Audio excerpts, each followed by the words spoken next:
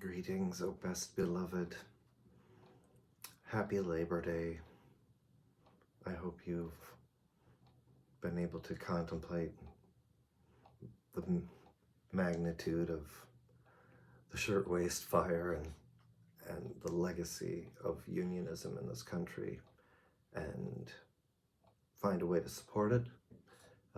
Unionism has been the example for successful pushback against rampant capitalism in this country, and this is a day to remember that. And it's a day to, for me, think about the consequences of living through what is a slow motion Pearl Harbor, a kind of an attack like we haven't seen since the Civil War in this country, really litigating that war again in so many respects, with the same monarchist slaveholders in terms of descendants, in terms of generational wealth, in terms of political affiliation. It's hard to see that, especially in a country where we don't really teach history, and few people find ways to read it. And these days it seems like there's a really active program to change it as much as possible into something else. Now, why would that be? It's because there is, like I said, it's worse than Pearl Harbor attack on our experiment, on our plan, on our intent as a nation and as an ideal. We've exceeded the ideals of our documents and our founders by far, so far that it cannot be tolerated. The free thinking, the miscegenation, the intermixing of everything into everything, the sharing of labor, the sharing of beds, the sharing of knowledge, the sharing of blood, can't be tolerated by white Christian nationalism and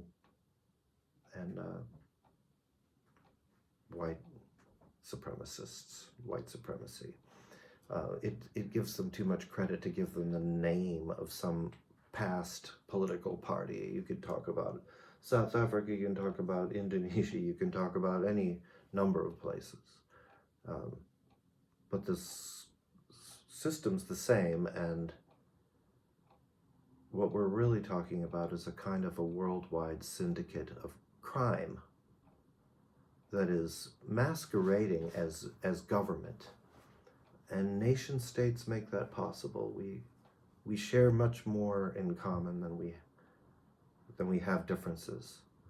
And it's very disappointing to see that people still use successfully jingoistic and nationalistic language to separate one another. Those separations are what we suffer from. We suffer from the predation that allows for the hindmost to be taken, and then if that is tolerated, for then more of the herd to be taken, and if that's not stopped, the predators will just run rampant and destroy the food supply, because these guys are parasites. They're not in an ecosystem in which they want the host to survive. Peter Thiel and J.D. Vance as a puppet are in position now. Vance just made a crazy statement to that effect, tolerated by the supposed strongman of the regime. What a laugh. So being weak being old, being flaccid, shitting your pants. This is what the group of dictators meeting now abroad want to see happening here in this country. They want this country discredited and taken down after all those years of demanding human rights. This is such a big deal for them. Such a win. Are we going to let them do it? It's really up to us. Because all we have to do, you can meet me out in the streets. Not to protest, but to not do what is essential in order for them to continue to steal and rob and rape and kill, which is to work. If we don't work, they don't eat. Just like the mob says, I gotta eat. And if you don't pay the vig, I don't eat. And that's who we're dealing with. Not just Trump, but worldwide. I mean, why did the Congress sell out the entire United States, the Constitution and everything, for money? They're all mobsters already. They all were bought off already.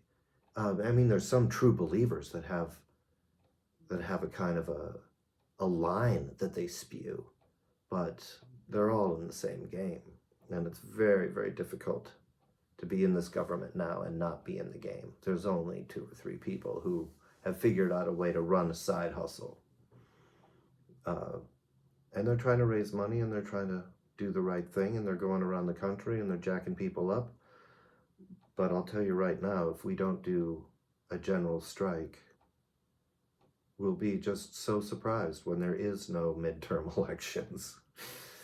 Because, there's a national emergency, because Big Balls got shot in the head, and now it's over. Or Trump died, and now we have to take over because it's a national emergency. Or Trump didn't die, and now we have... What they're going to find... They've been doing the dry run for this as January 6th. They chickened out. Trump chickened out. A lot of people chickened out on the 6th. But they won't chicken out this time. They feel much more in the driver's seat. They've spent a lot of time trying to hollow out the military command. They think they got people lined up, and I say no. I say mass action in the streets. I mean millions of us. Nobody does shit. No military solution for them. No police action for them. Millions of people in the streets, nothing. They do nothing. They freak out. They go home. They hide. They run away. They commit suicide. It's in the books. Read about what happens to authoritarians. And we can do this anytime we want. Just so you know. Yours for the revolution. Love to all.